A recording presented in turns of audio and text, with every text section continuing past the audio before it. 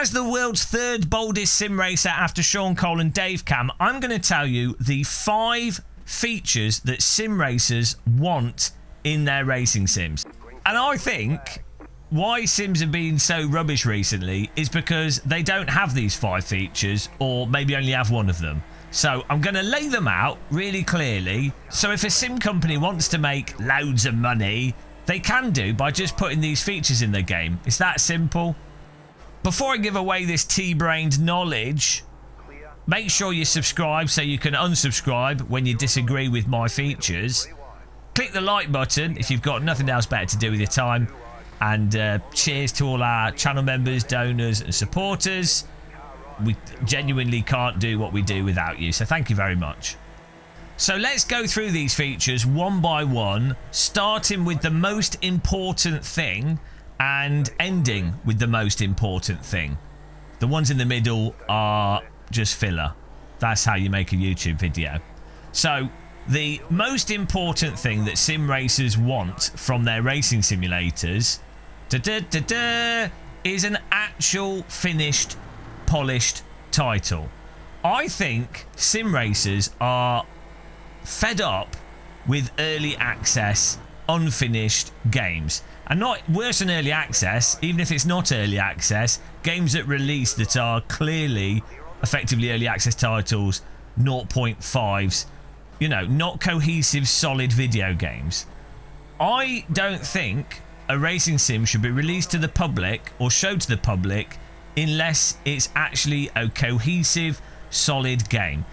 It's a bit like if you go to the cinema, you'd be a little bit annoyed if it was Jurassic Park and the film stopped just about the point when the dinosaurs started eating everyone. So, sorry for that spoiler there.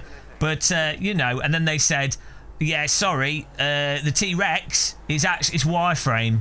We've not finished the rendering yet. That will be in update 4.32. But you can enjoy the T-Rex in wireframe. You can see its animation, but yeah, the shading's not done. I would argue, I would have probably still enjoyed that film myself, personally, as someone that loves computer graphics and the evolution of computer graphics in silicon workstations. But I would argue, for most people, that would really ruin the film and turn it from a realistic dinosaurs eating people film into some really bizarre science fiction statement against the dangers of computer graphics and technology, which in a roundabout way the film was actually about that, so it might have still worked. Nonetheless, if you serve people raw chicken, they're gonna not be too happy with the raw chicken, and you take it away, reheat it, they're gonna remember the fact that it was served to them raw, and they're probably not going to enjoy the meal. Now, I get it. Sim developers need funding. Early access is a great way to get funding. You know what I say to that? I say that, sure, if it's an indie dev team and you've not done previous titles, early access can't complain. But I'd say if you're a fully fledged developer with a history of doing stuff, no, not acceptable. And I would say if you want to get funding from people, don't go overboard, don't feature creep your game. Do something that you can actually achieve with initial funding. Don't promise a 5-course Michelin star meal and deliver an undercooked potato. Promise a jacket potato and deliver a roast dinner. That's it, that's fine, that is totally fine. And I dare say developers that do deliver a roast dinner, they will actually make more sales, ultimately making it worthwhile. You know, I think they're actually losing money doing this early access thing. But bizarrely, the ones that have the resources are actually losing money doing this strategy. But you know, if you have to do early access, make sure it's a really solid vertical slice. Do something like Wreckfest 2, which is bloody good, even in its current state. It's incredibly entertaining to play. It's already a pretty solid game, just lacks content and more features, but it's actually already very good. You can do that. I'll let you off if you do a Wreckfest 2. The best racing sim of 2026, I'm sorry, but it is. Next on our list for what sim racers really want is an actual gameplay loop. A game. Can you believe it that someone buying a sim for entertainment purposes wants to actually play something, not just another tech demo? That gameplay loop can be a multiplayer rating system like iRacing's iRating and safety rating, or LMU's rating system. That's fine. It could be multiplayer only, or it could be a really solid single player. It doesn't even have to be that solid, like a somewhat mediocre single player with barely passable AI that even has pretty bad rubber banding and other aspects to it that are not ideal. But ultimately, you need to give a gameplay loop to play. So it could even just be like a whole bunch of missions and objectives. It should be that when a player looks at a racing sim to buy, they can go, oh, why am I buying this? It's got nice cars and stuff in it. I like driving games, and I can play through this. I can do this. It's got something for me to achieve.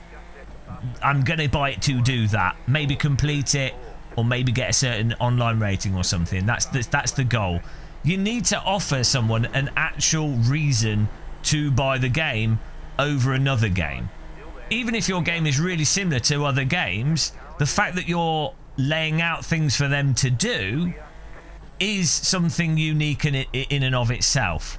This is why I think a lot of people with Evo were really annoyed when they took out the early access objective stuff to do. As basic and shallow as they were, and broken in some ways, it's still something that you can play through and do.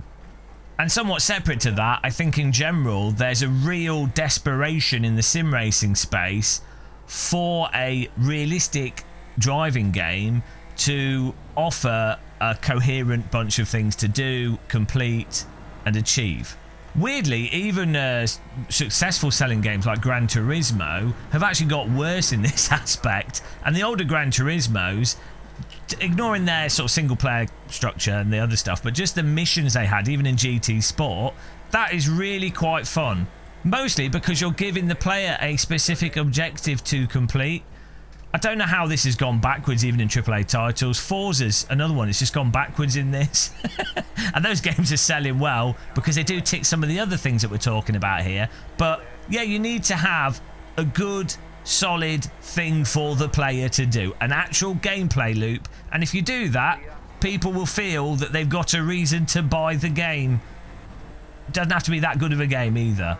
So, solid gameplay loop is incredibly important for any game, but also racing games and racing sims.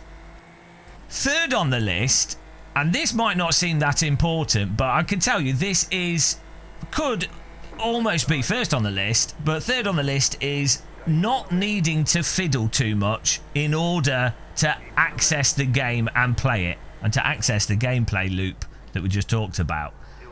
Sims need to have a good user experience. I'm not saying that's easy, and obviously the bigger the sim, the more complex it is, the more buttons, the more features, this gets harder and harder, and the more hardware and wheels and completely stupid things like True Force and Full Force. Don't tell me in the comments that you love it. You might love it, but the way it's implemented and the way it's done is terrible for game developers, and is actually setting development time back and ruining other parts of games. So don't tell me that you like True Force. It could be done in a way that supported everything without it having to be specific APIs. But I digress.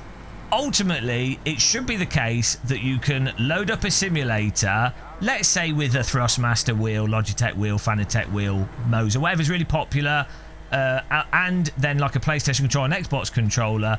You can load up a game and you should be able to jump in and play it to a medium way. Like, it won't be the ultimate experience you can have with it, but it should be playable and cohesive without you having to have a doctorate in understanding simulators to get it to work.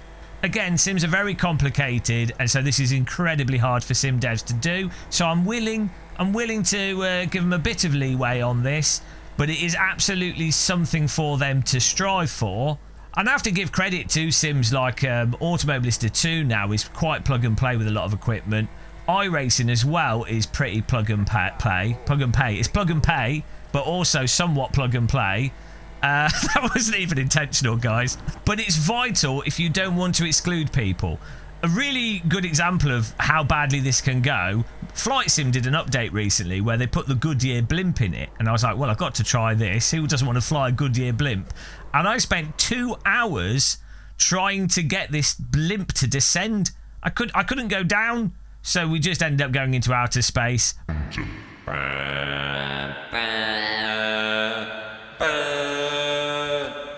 But yeah, you need these games. They're hard enough and complicated enough to understand just fundamentally. You need these games to actually be as accessible as possible. Very hard for developers to do. I give a lot of leeway on this, but it is a massive, massive important feature that you can just get in and play it without fiddling too much. Also worth saying, though it's massively overstated, this is one of the really big off-putting things for a lot of people with AC and RS RBR, Richard Burns Rally, the modded RBR, even though actually in those cases they're really quite easy to get into, but it just, even when it's perceptually a complicated process, that kills a lot of people's interest in getting into something that they will really enjoy. You know, AC, RS RBR, whole bunch of stuff are really, really fun. Incredible works of art, but people struggle to get into them. You've made a big barrier to entry. So, yeah, that's incredibly important, and games that nail that do a lot better. Even when the games are a bit rubbish, like Gran Turismo, take that. And even the last Forza game, they're really quite rubbish in many ways, but they're accessible. You can load up, you've got your gamepad, right, there you go, you're in it, and then it's a gateway into ruining your life with Sims, and that is vital.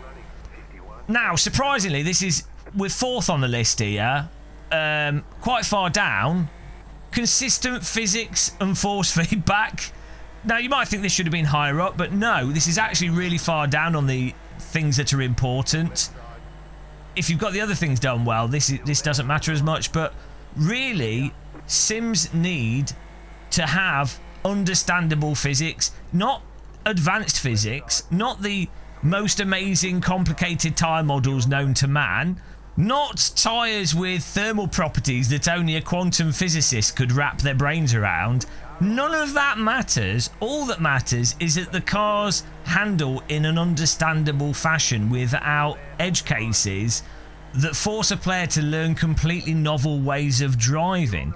Ironically, a lot of the newer simulators that have these super duper advanced physics drive less realistically, because though they might in one condition be way better than a more simple physics engine, on balance and in totality they are less realistic to drive. It's like if I have a super nice e-bike, top end, £10,000, amazing motor, amazing brakes, suspension, all of it's carbon fibre, oh my god, it's incredible, but the bolts that attach the wheels to the bike are not there. So it's like that. It's like, okay, well, so as soon as you do a wheelie or an endo or a jump or anything, the wheels fall off, so you then can't do a fundamental part of bike riding. It undermines the rest of the bicycle. And that is what you see with pretty much all these super advanced simulators. LMU has this problem, iRacing has this problem, rFactor 2 has this problem, AMS2 has this problem, AC Rally, Assetto Corsa Evo. They all have these ginormous physics holes that undermine the components that are arguably much better than more simple sims, or some of the older simulators like RBR, AC1, Live for Speed, Automobilista 1. And let me just slip this in here. This is how I don't need to be a real race driver to point out these things, because they are glaring physics holes in these titles that are beyond subjective preference to how something drives. That's what I point out. Those are not subtle things where you need to be a World Rally champion or a Formula 1 driver or professional driver to notice these things. You don't have to be a pro cyclist to notice that the wheels are falling off when you do a wheelie. So yeah, you're much better off with a fully rounded, cohesive, but maybe a bit simple and not as advanced, and there's, you know, some aspects that are not as nice, but it's solid. You're better off with that than something that has ginormous holes in it. Again, Wreckfest 2, really good example of this. It drives better than iRacing for doing small oval races. It drives better than many proper simulators. And this is, you also find them with AMS1, Live for Speed, AC. And it's also worth saying those simple older physics engines are actually still incredibly complicated physics engines, and in the case of AC and AMS1, they are being used professionally by top tier Formula 2, Formula 3, F1 drivers as training tools. They're used in training centres. So how good, what else do you need really for your average person when it comes to a video game? So solid, consistent physics, and to tack onto that, good force feedback. That doesn't have to be the best force feedback in the world, but you'll tend to find if you've got really solid physics, the force feedback, when it's generated from the steering rack, tends to actually also end up being pretty decent, unless the developers mess something up. But yeah, just a cohesive, solid physics. Not a focus on the most advanced physics, workable physics. Good, you got that, you're good to go. People can then focus on the actual gameplay. Now, finally, and as I say, this is the most important thing after the first thing that was the most important thing. The final thing that most sim racers want, and it's very unfortunate and really sad, but that thing is licensed cars that are crap to race. This is what you need in a racing simulator if you really want it to sell. Nobody's interested in MCRs, Radicals, Revolutions, Formula Ford, 60s Formula cars, 90s rally cars.